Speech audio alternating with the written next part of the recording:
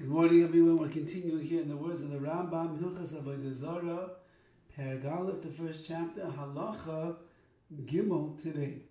Now we're in the middle and speaking about this idea that Avraham Avinu, once that he realized and he came in contact with it and Hashem revealed himself to him, he said, my mission in life is to go and be Makarev as many people as possible.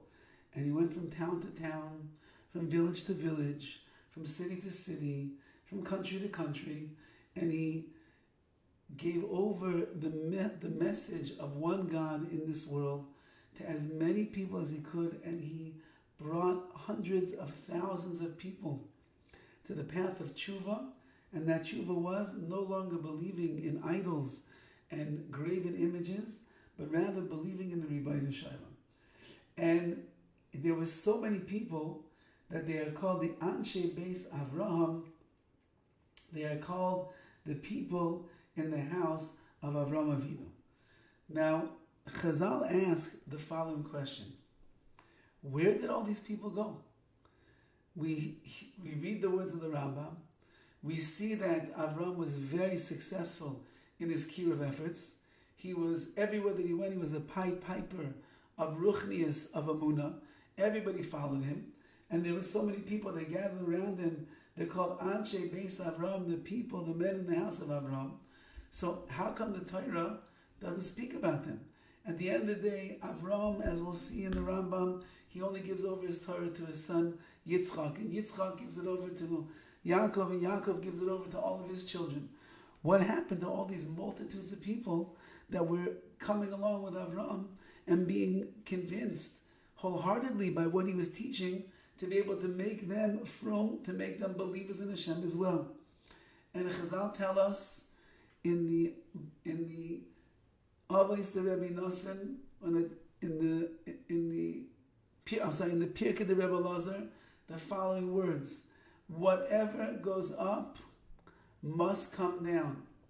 And it's true that the people of Avraham Avinu, they were all elevated, they were inspired, and they were clinging to the belief in one God. It's true. However, Avraham Avinu was on a mission, and he had to go from place to place to convince as many people as possible. And after he would inspire and elevate that world and that generation, what would he do? He'd move on to the next place. And who did he leave them with? So it seems to be before the real kiruv world began.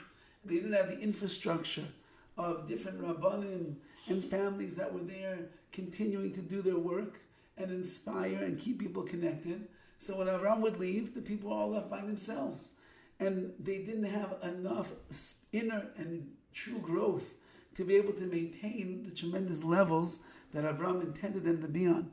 And as a result of that, they began to fall.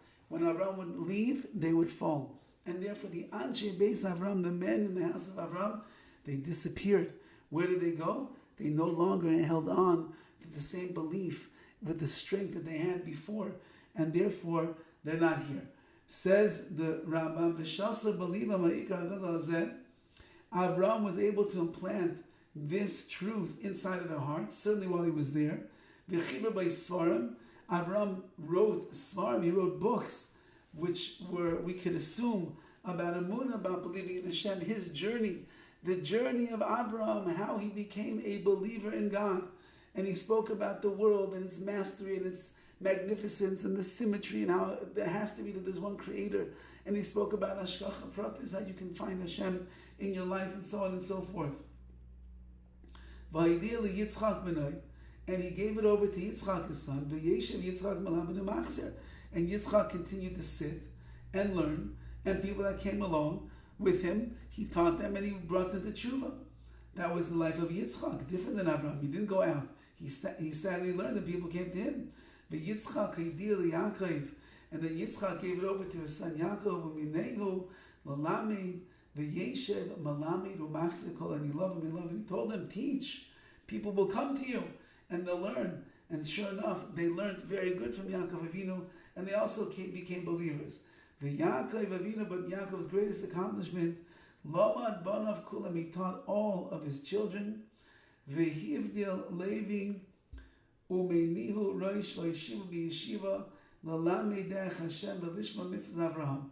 And he took his son Levi and he set him aside and he told him, you are going to have a yeshiva in which you're going to continue learning the ways of your grandfather Avram Avinu. And tomorrow, Mitzvah Hashem, we will continue in these words of the Rambam. Have a wonderful day.